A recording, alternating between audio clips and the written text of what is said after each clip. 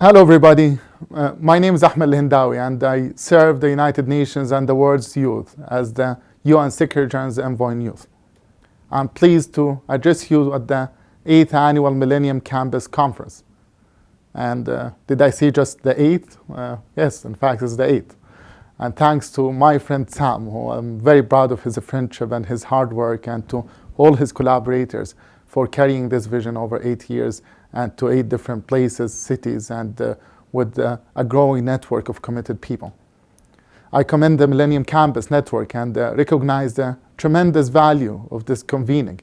It's an affirmation that students and universities have both the potential but also the willingness to move from dialogue to action.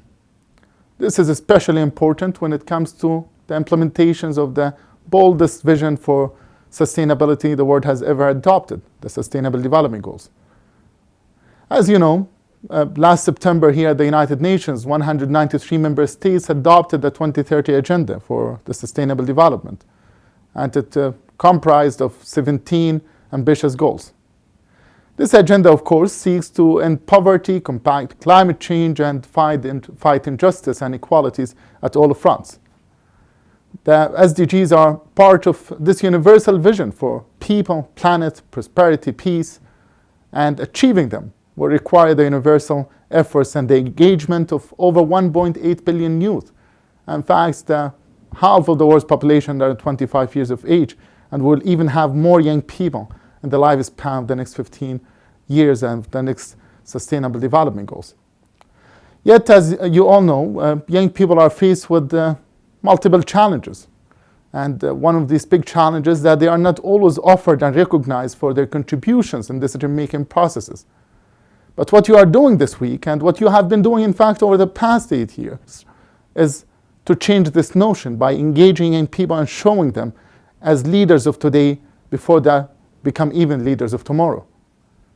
So thanks to your work, and very inspired by this growing network.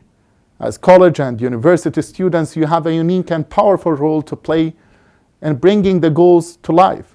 Whether you realize or not, maybe, you are active drivers of change in your local communities, schools, and organizations. With an enabling environment, you have the capacity to help translate the 2030 Agenda into local, national, and international policy and actions that will be felt by people's lives around the world.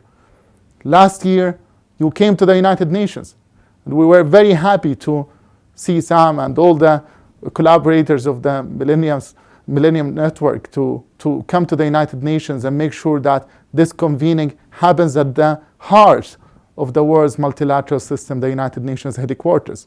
And you are continuing to expand this network.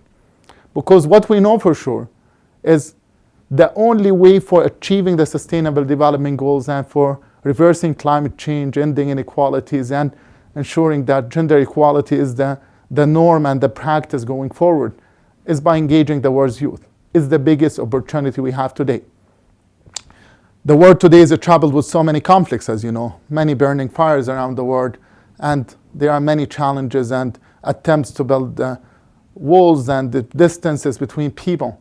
But what we know for sure, that it's time to build the bridges. It's time to connect us together. And it's time to make this world more well connected, because together we are much stronger. And that's the vision of your network, and that's the vision of the United Nations. So my call to you today, don't be discouraged, because some people are trying to discourage you from believing that together we are stronger. Don't be, I would say, less enthusiastic about the importance of a multilateral system. At the end of the day, humanity has evolved over thousands of years to arrive to the point where we realize that if we send diplomats to talk to each other, it's better than sending tanks. And that's where the United Nations emerged 70 years ago. Now we need to take it to a new level, not only to mitigate wars and conflicts, but to seize opportunities, because most of the issues at hand today are deeply interconnected.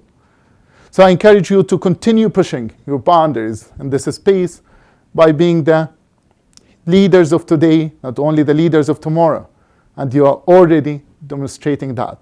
And we are at the United Nations very proud of you. Keep up the good work and let us know the outcomes of your summit. And I look forward to hopefully joining in person the 9th summit next year. Greetings to all, and I wish you all the best.